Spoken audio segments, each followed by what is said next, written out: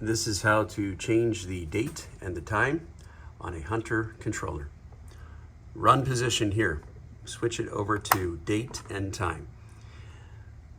In order to change the year, you just want to hit the plus button or the minus button in order to change the year.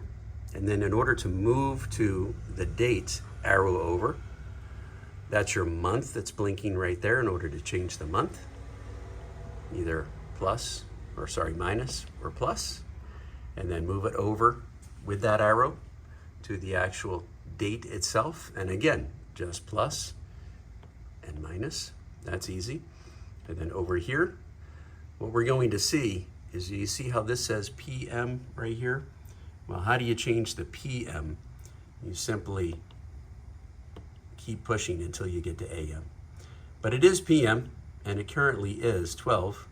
So we have that PM, so we're going to move over here like this. It's currently 12:39, so we're going to move over here and bump it up to 12:39 PM. And there you go. That's how to adjust the date and time on a Hunter controller. This is Brian with My Irrigation Guy. Have a great day.